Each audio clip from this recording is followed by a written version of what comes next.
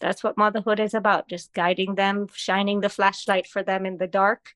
Um, and that's it. And hoping they can come towards the light, come towards the light, come towards the light, until maybe one day they take that light from us, and they start, using it for themselves. And then one day they have to hold the light for other people too, for their own children, or, whoever they're welcoming into their life as well.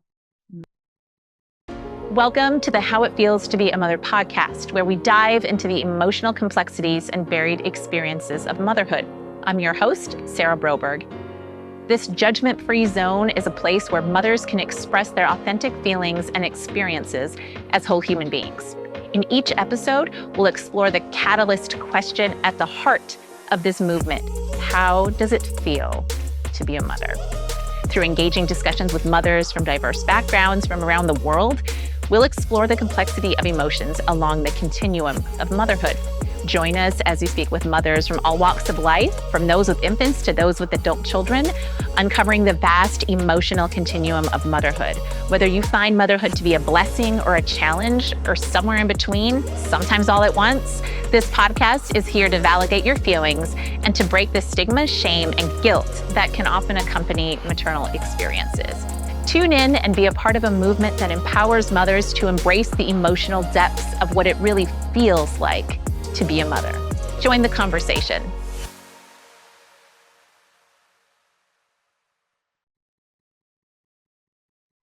Welcome to today's episode of How It Feels to Be a Mother. We are exploring the emotional complexities of motherhood with our guest, Bianca. From embracing her role as a creator of life to sharing her spiritual perspective on parenting, Bianca shares her experience of the empowering aspects of being a mom. She discusses the responsibilities and intense connection she feels, not just toward her children, but also as a spiritual guide shaping their lives. She touches on the importance of emotional expression, illustrating how she nurtures her children's growth by encouraging authenticity and resilience. Join us as we dive into these topics, including the emotional landscape of motherhood, spiritual parenting, and the dynamic between personal growth and raising children, as we continue our exploration of the true experiences of how it feels to be a mother. So I'm Bianca. I'm 37, I think, because I stopped counting. So I'm 37. I am married. I just prefer normal she, her pronouns. I am married to my husband. I've been married to him for about 15 years. We have 3 children together. I have a son, Zane. Zane is 14. I have a daughter, Seda. She is 13. She's 12, and I have my youngest, Layla. She's 5. Okay, that's great. That's a good age, a range of ages. Yes. Yeah. All right. So, do you have any questions before we jump into these questions? No. I'm excited to see what you're going to ask. Great. Okay. So there's about 10 questions in total, but a couple of them are just like small little logistical ones. So we're going to jump in with the first one here. That was the catalyst for this project. And the question is, how does it feel to be a mother? All right. So I think maybe to feel like to be a mom, like I think we started out with talking about this photo, this picture behind me. And I think that was the main thing that we needed to speak about and I needed to share with you. Being a mom is very empowering. It is very, very empowering. I think it's us being able to empower the creator. And as a mom, I feel like I am the creator because I've just created life.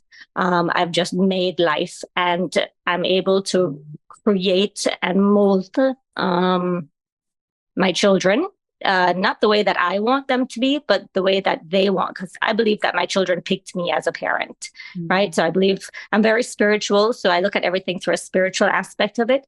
So I believe before they came down, they picked me as the mom, they picked my husband as their dad, and they picked us for reasons behind it. And for whatever reason it is, they picked us to allow them to unfold and grow into the individuals that they are choosing to become. And so we just get to create this beautiful energy for them and with them and by them and through them. And we just get to support them. So I'm the creator. I am playing God for my children. I am the voice inside their head. That is the divine feminine. And my husband's voice is the divine masculine voice inside their head. And we are becoming their first connection with the divine. So what they hear in their subconscious mind is that of my voice and that of their dad's. Mm-hmm. Have you talked to them about this perspective, about your viewpoints? Oh yeah. I mean, I think that they know where we stay. We just had a conversation actually last night at dinner, and I explained to them, like for the first 7 years of their life, I'm here to play with them. For the next 7 years of their life, I'm here to teach them, and for the following 7 years and after that, I'm here to be their friend. Right. Mm-hmm. So that's kind of the energy that I want to give them. And I'm just here. I told them so many times that I'm here to help them find their dharma, like their journey in life. Like I don't care if they have amazing grades, which I kind of do, but I told them I don't care if they have amazing grades. I don't care if they go to university. I just care that they're going to connect with who they are.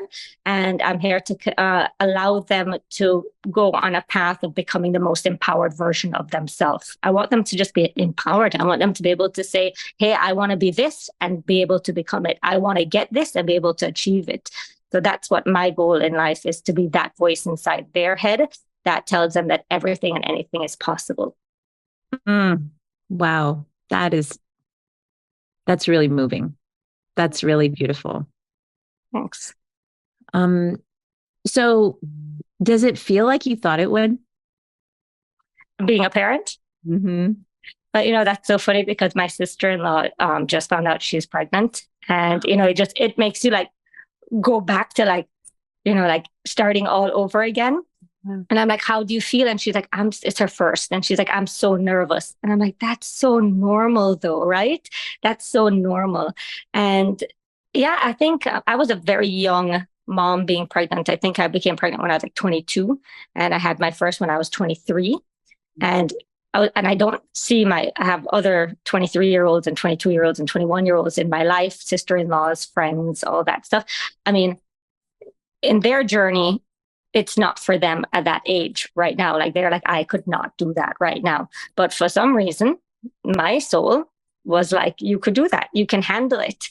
And so I think when you look at life, like whatever you're given in life, you can handle it. If you weren't given it, then you're not going to be able to handle it, or it's not for you.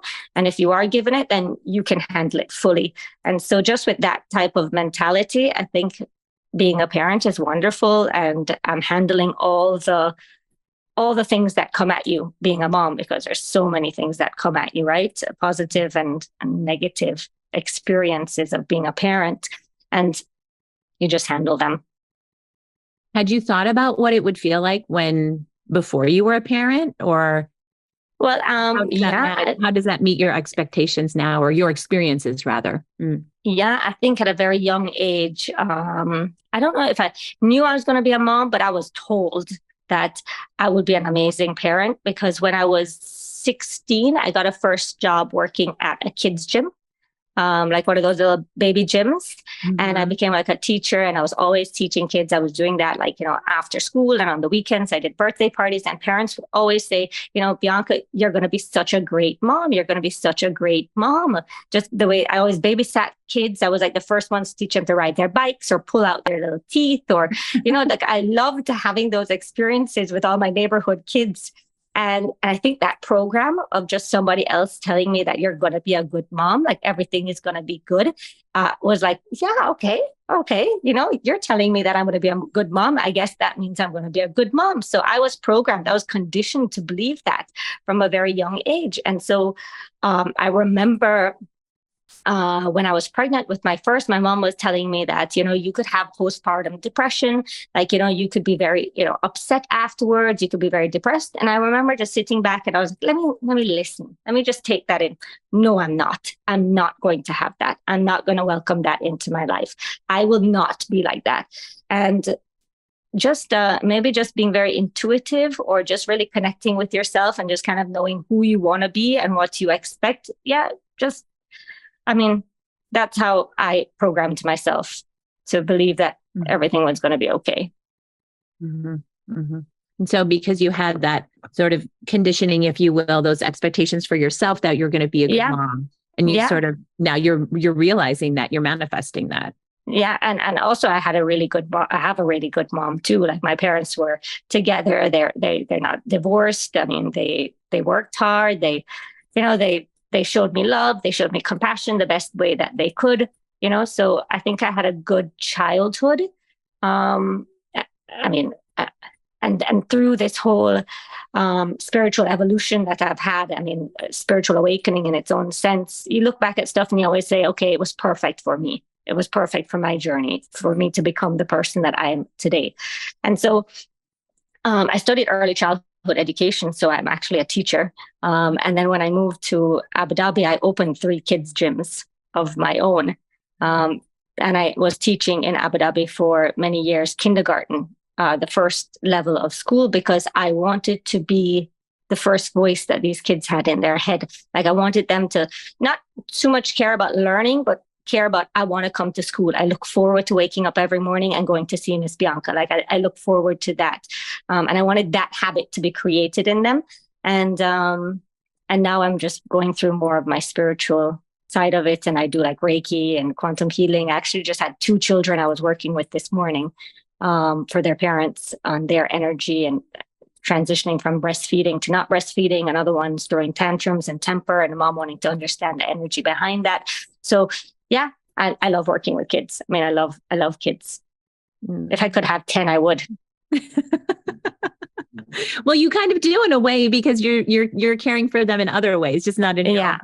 Yeah. So you kind of mentioned your philosophy on being a parent and sort of the 7 years sort of, it changes in that process. But how has the feeling of being a mother changed over time for you?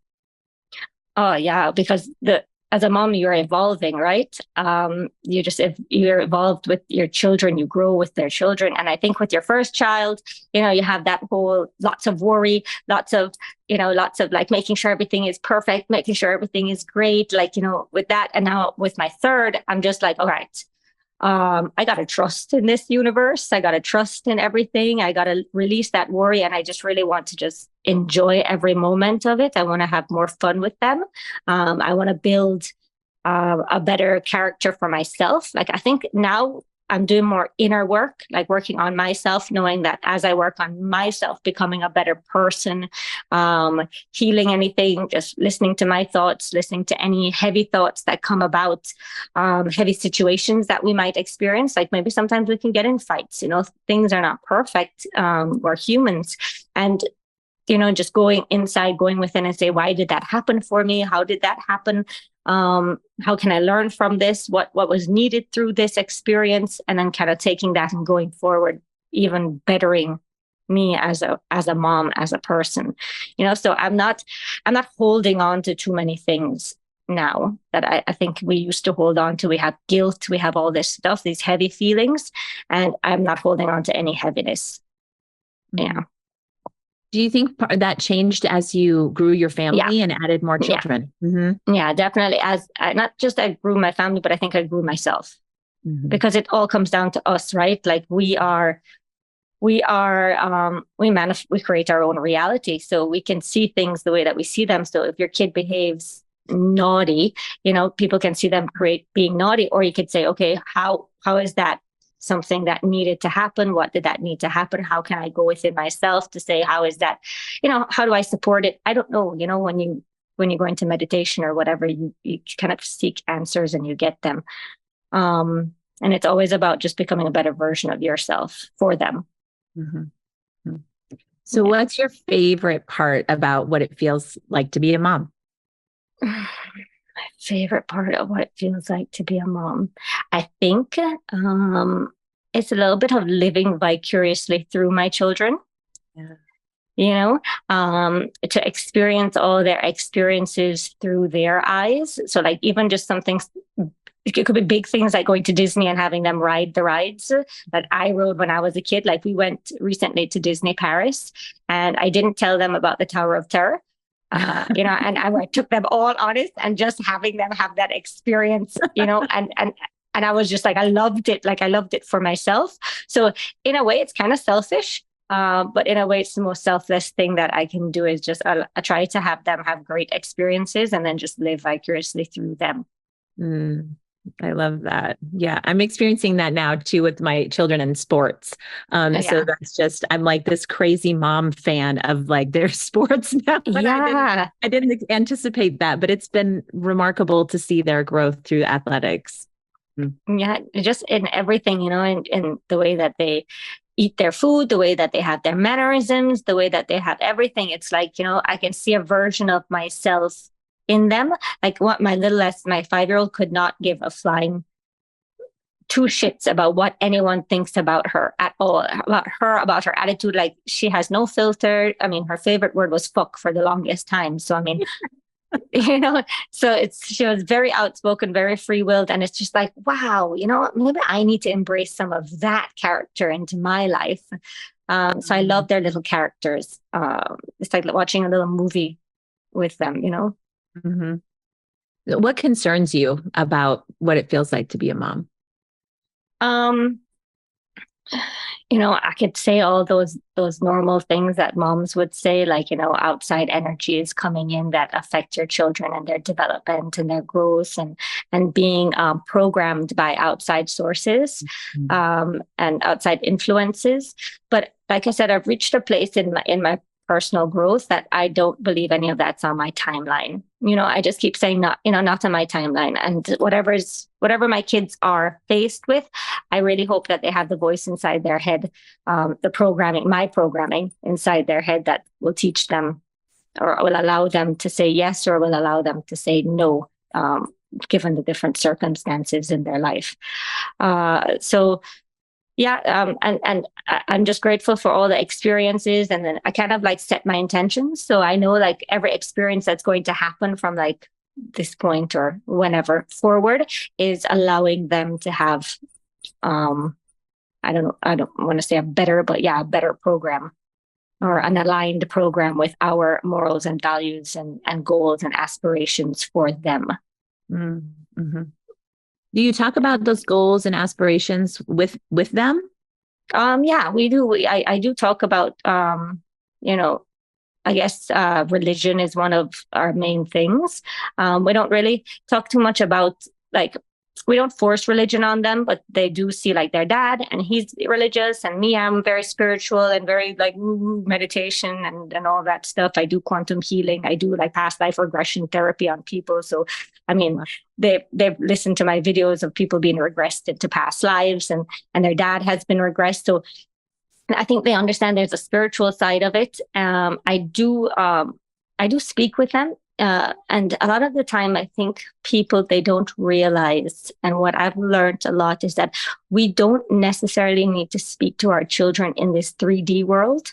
Like we don't need to have this one-on-one conversation like I'm having with you. I can actually speak to them through like meditation and like connect with them and like actually share my intentions and share my energy with them. And I could listen and feed on what they're saying to me and stuff.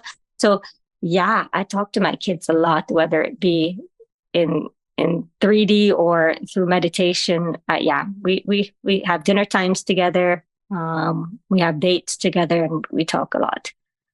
I love that. What an interesting. I've not thought about that before. Thank you for sharing this with me. This is really a unique interview, I will say, of the interviews that I'm really happy that we're having this conversation. I guess it's a different aspect of it all, right? I mean, I deal with a lot of moms and a lot of parents, and in general, a lot of parents, as a parent, you're naturally worried, right? We're like worried. I was sitting down doing meditation earlier because I had a knot in my stomach because my husband is taking my son flying, right? Mm-hmm. My husband has his private pilot license and he's taking him flying for the first time, because he's 14. So we're embracing the friendship. Mm-hmm. We're embracing that friendship aspect of our relationship now, because, I mean, we would hope that he would know as much as he's going to know about like morals and values, and so now it's time for us to be friends and show him through friendship, morals and values, and all that stuff. and being a good person. Like I don't, like I said, I don't know where his life is going to take him, but I just want him to be a good person. Like if you see someone fall down, pick them up. Don't throw the trash on the floor. Just moral and values. Like I don't really care if who he marries or all that stuff. As long as they're happy, they're healthy, and they have that good inner voice inside of their head. So yeah, I think parents put a lot of pressure on themselves to behave a certain way, or to come forth as a certain way. Like if I don't do this, then this is not going to happen, or if I have to do it this way to make it right. And a lot of time we need to step back and we need to say, just work on yourself. Just forgive yourself, love your parents. It's all about that type of stuff. What surprises you about how it feels to be a mom?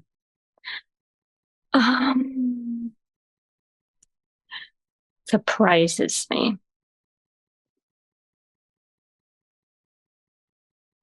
How much your inner voice is right as a mom. I think that surprises me a lot, is how much that as a mom, you should trust your intuition. If you feel something's off, something's off. If you feel that you need to say something, say something. If you feel that you need to, you're experiencing something, you experience it. And I think it's very surprising that moms have such a big intuition. And I've learned to really embrace that intuition. Like I had a conversation with my son about vaping the other day, and I'm like, I just went to pick him up, and I noticed like so many kids were vaping around him, and I was just like, listen, let's not choose that. Let's not do that. This is why, this is what happens. I want you to just be able to be strong enough to, if you were to be given that, I want you to be able to say no to it. And I know you're a really strong kid. I know you're a very powerful kid. I know you don't need anything to show people how cool you are or anything like that. And I know that we are so powerful, we're not addicted to anything, right? Because addiction is weakness. So we're not addicted to anything. And I know how powerful and strong you are, because my son is very, very powerful, like very strong energy. Like if he wants to do something, he's capable of doing it. He can go cycling all day, if that's the thing. Just whatever he wants, he can achieve it. He's proven that to us. Like what you're hearing? We'd love your feedback. Please leave a review. Yeah.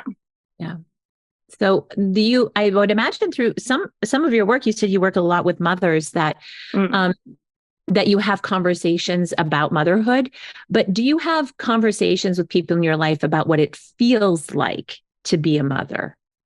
Well, yeah, because as doing Reiki and all that stuff, we talk about emotions, right? Reiki is all about the energy, and energy is first. It's like an emotion and then a feeling. So first we have this emotion inside of us. You're like, why am I feeling like this? And then it comes off as sad. Or I feel this way, and then it comes off as anger. So yeah, we definitely we talk about all the emotions that being a mom comes off with. Just even today, one of the moms booked a session with me because her daughter makes her very angry. Her daughter makes her very upset because she has tantrums, she throws fits, she has trauma. She makes everything very dramatic if she doesn't get her way. And she just needs to understand, hey, Bianca, can you just check her energy? Why is she like this? Why is she behaving like this? How can I support her better? And, we just have to dive into the little girl's energy. And we're like, why do you behave that way? And she's like, well, you need to ask my mom why she behaves the way she does. So, wow. A lot of the time our kids are a reflection of us, right? Absolutely. And especially unhealed versions of ourselves. Yeah. I think, your point about starting to work, the work that you were doing on yourself or continue to do on yourself is sort of this point of the friendship and this evolution in the relationship with your children. And I'm sensing that right now. My children are 14 and 16. And so it's sort of like, okay, we're past the kind of period of just like the day to day, just get it done. Right. And now we have that a little bit of room to just kind of breathe and reflect and feel like the clock is ticking in a way, you know, that there's just they're going to be leaving soon. Absolutely. Yeah. Yeah. So, it's like, let me get them into like wanting mom. Let me get them into like saying, oh, you know what? I need to ask mom's advice on this kind of thing. You know, I want my son, he's the one who's 14. So he's the one that we're doing friendship with right now. And, you know, I want him to just be driving home from work when he's like 22 and be like, let me call my mom to like vent about my day, whatever. Yeah. Like that's what I want him to do because my mom is my best friend. I don't even have to be his best friend, but you know, I want him like, who else would be the best friend for our kids than us, right? Who wants the best for them other than, you know, us?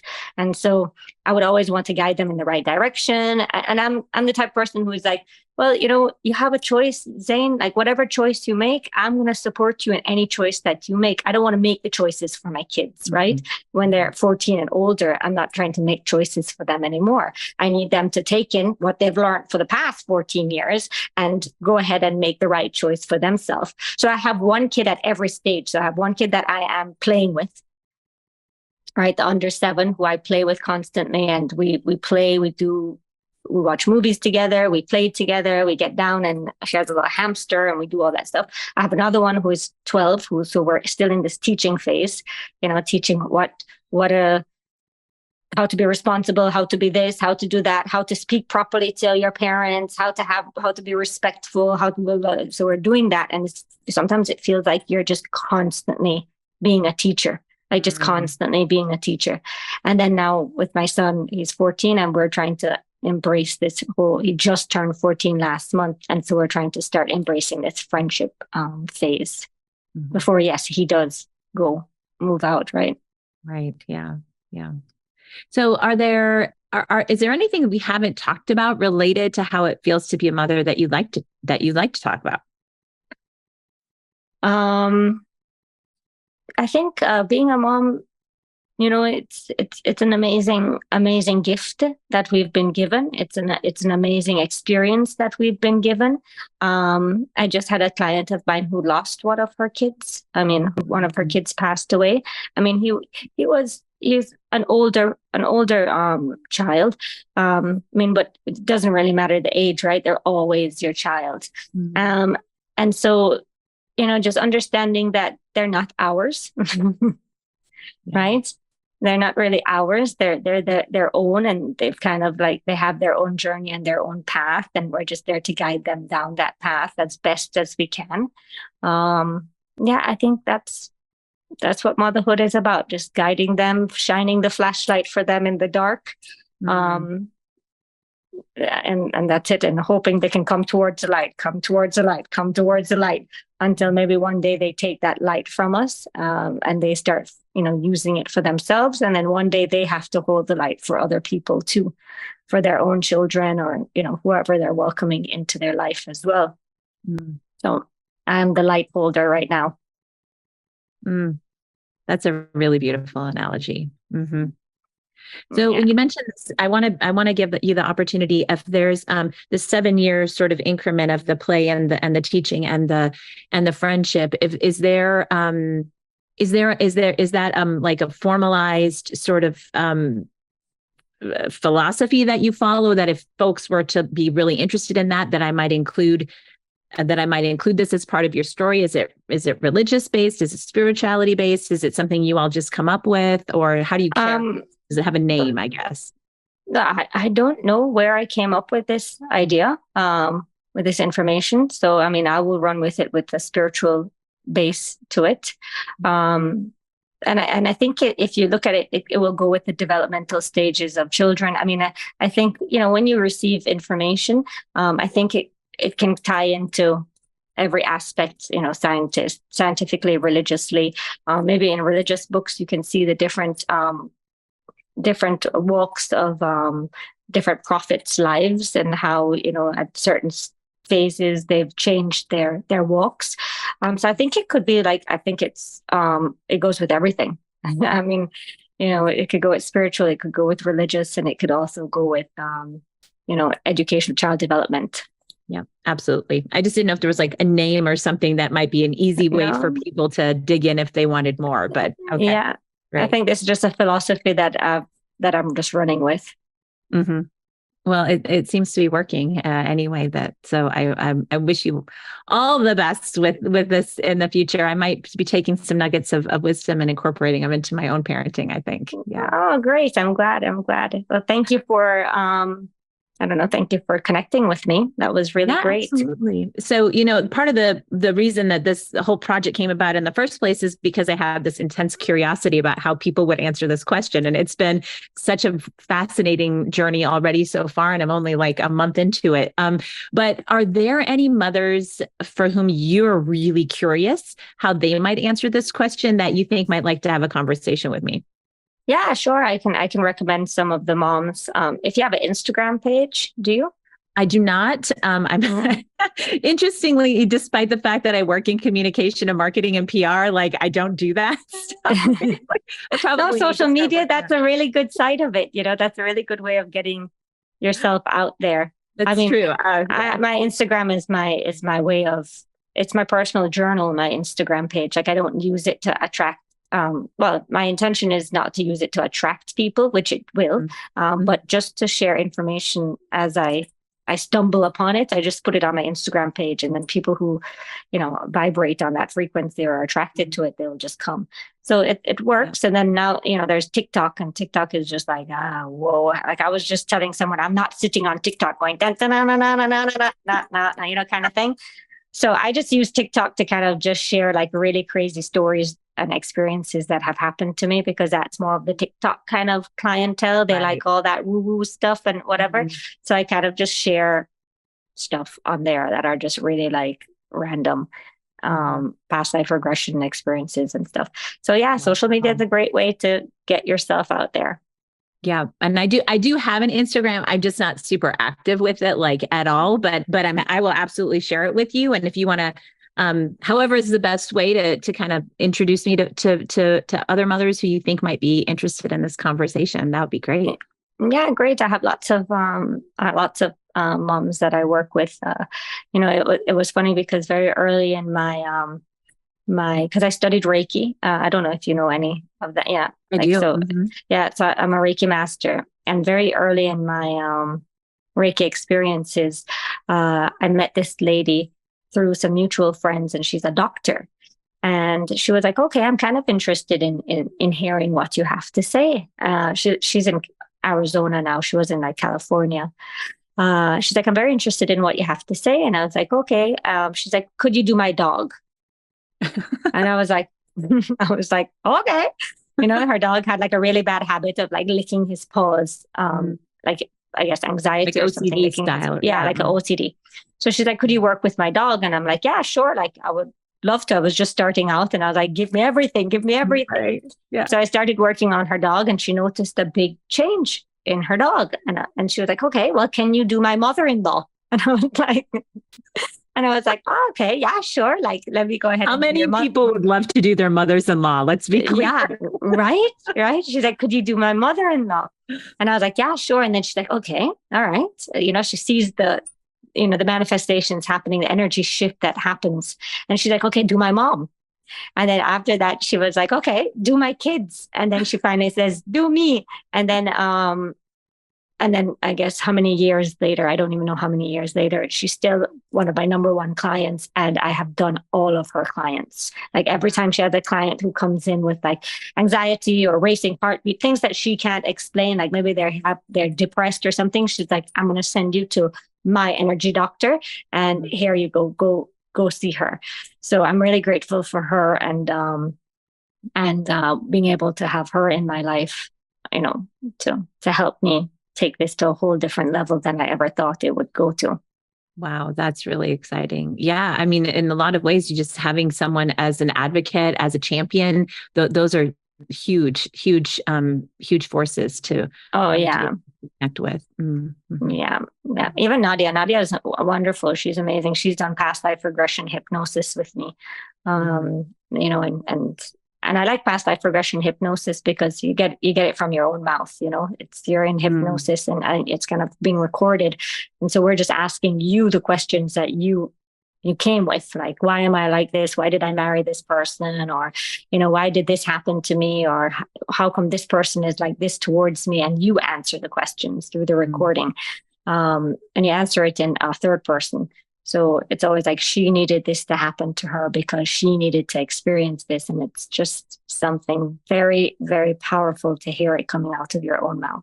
Oh, I would imagine. Yeah. And that's all, all of this is so fascinating to me. I've done a little bit of sort of past life meditation mainly, and also and not a lot of Reiki, but just sort of more like general energy work. Absolutely, 100%. Agree with the philosophy. We are all energetic beings, and so we all need work all the time because there's a lot going on for all of us. Yeah, and like I've come to the realization it's never a past life; it's always parallel. So it's things happening on top of each other. And sometimes when we go into past lives or we talk about past lives with people, it's just an experience that they need to have. Like sometimes when you have a dream at night, is the dream going into a past life, or is the dream giving you an experience that you needed to experience because your body doesn't know that you're dreaming, right? So you feel fear, you wake up shaking, you wake up upset, you wake up like that. And most of the time your subconscious mind knows what it needs to give you more than your conscious mind. So when you go into a regression, you're just going into an experience that you need to experience. Yeah. I mean, if you want to call it past life, we can, but I mean, some people maybe they're not there yet, in their evolution. So it's just an experience that they need to experience. Wow. Bianca, I want to thank you so much for taking the time to talk to me today. Oh, you're welcome. And so enlightening. I am really excited to dig into your interview and start pulling those pieces together. So if I have any follow-up questions or anything, I'll be in touch with you, and I'll kind of try to keep people posted on sort of where this project might lead. But yeah, and I'll email you my Instagram. So if you have anybody who you think might be interested in having this conversation, then please send them my way. Sure, I will, for sure. Thank you for reaching out to me and doing what you're doing. And I don't know what's your objective to get out of it. My objective is to I think there are a few objectives. First of all, I want to be able to answer the question of how it feels to be a mom in a way that's really authentic to myself, and be able to verbalize that, which is something that I've been working on. I've kind of grew up with the philosophy of like, you just suppress your emotions because they don't really serve you. No. Take that programming out right now. So bad. We're removing it right now. Exactly. So when working through all of that, and emotions are amazing, right? Like we want to teach our children that it's okay to cry, because I think as moms, a lot of the time we think we need to be this strong individual, and like imagine giving that to our kids, like telling them that it's not okay to cry, it's not okay to be weak. Like that's so crippling for them. And so I want my kids to see me going batshit crazy when I need to go batshit crazy. I want my kids to see me, if I have to have an emotional breakdown or being upset, because that's normal. That's all part of us being human, right? To feel emotions and to express emotions. Yes, I tell my kids it's okay to be angry, it's okay to be sad, it's okay to be upset, especially my little one. And I'm like, but it's not okay to make me angry or upset. If you're angry and upset, it's not okay to say negative things towards others, and it's not okay to say negative things towards yourself, and it's not okay to hurt others, and it's not okay to hurt yourself if you're upset. Like those are the criterias. But by all means, go be upset, be angry, be sad, with some conditions. Like I don't want them to go break down the house. Like that's not allowed, right? But being and society wise, it's not allowed, right? So, but it's okay to cry. I want them to be able to see me cry. I want them to be able to see my husband and I argue. right? Like there's parents who are like, oh, we should only argue behind closed doors. No, it's okay to show them that parents can argue, because when they're older in a relationship, when their significant other raises their voice or gets upset or gets angry, then you just need to be like, they're going to break down. They're going to be like, oh my God, I've never been faced with this before. But it's like, no, my mom and dad, they used to do that. And, they overcome it and they're fine.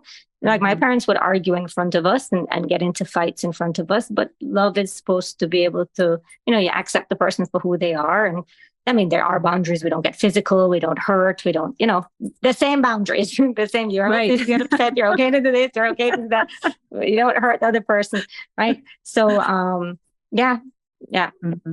It's okay to have emotions. Yes. Yes, absolutely. 100%. And being able to be okay with that has been a journey. So part of it is just, and particularly as a mom, right? And so, because that's an entire spectrum of emotions at any given time on any given day or moment. So part of this is having the conversations with amazing mothers like you and so many to experience sort of and hear your perspectives, your range of emotions, how you're dealing with how it feels to be a mother, so that in some ways, selfishly, like I'm learning along the way. And so it's, my hope is that through these conversations that I'll be able to then, better communicate my own emotions and feel my emotions and be in my emotions in a way that will better serve myself and my children and the people around me. So that's the real objective. If it happens to be a book, okay, great. If people can benefit from it, okay, great. But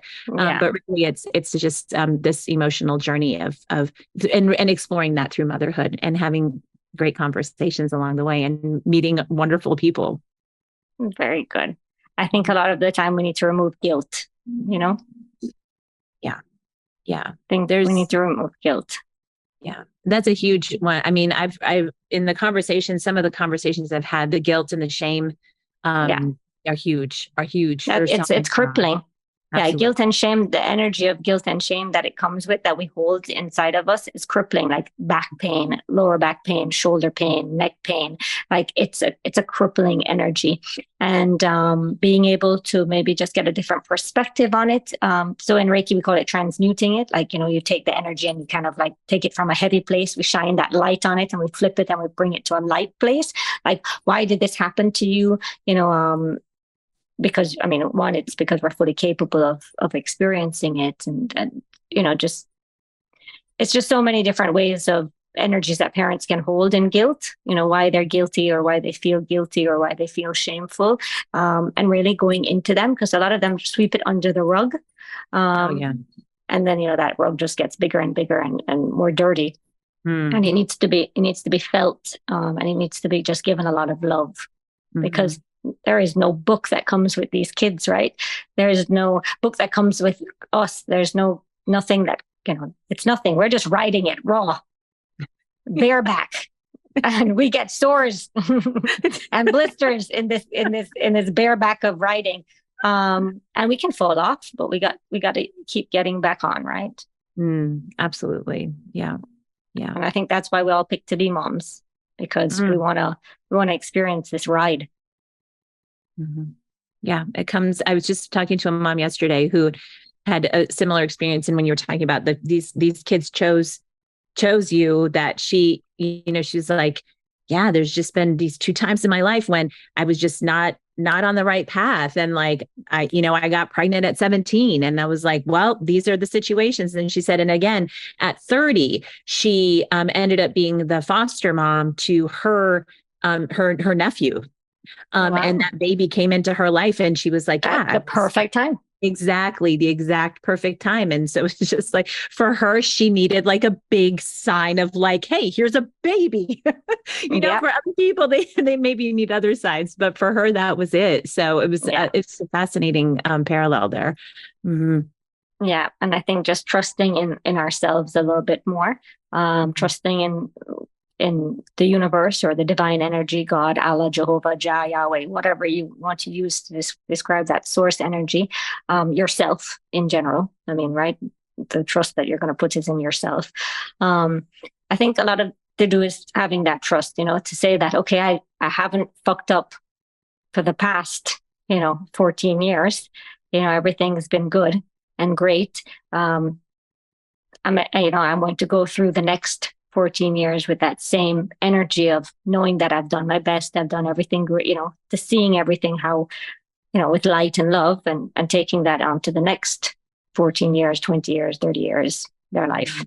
Mm-hmm. Well, all right. You're very welcome. I'm so grateful for this time that you've spent with me and for sharing your thoughts. Learn more about how it feels to be a mother by visiting howitfeelstobeamother.com and following us on our socials. Please join the conversation. The views, thoughts, and opinions expressed on this podcast, including those of the host and guests, are their own and do not necessarily reflect the views of any entity they represent. Appearance on the program does not imply an endorsement of them or any entity they represent. The content presented is solely for general informational, educational, and entertainment purposes. The use of information provided on this podcast or materials linked from the podcast or website is at the user's own risk. It is not intended as a substitute for the advice of a physician, professional coach, psychotherapist, or other qualified professional. Users should not disregard or delay in obtaining medical advice for any medical or mental health condition they may have, and should seek the assistance of their healthcare professionals for any such conditions.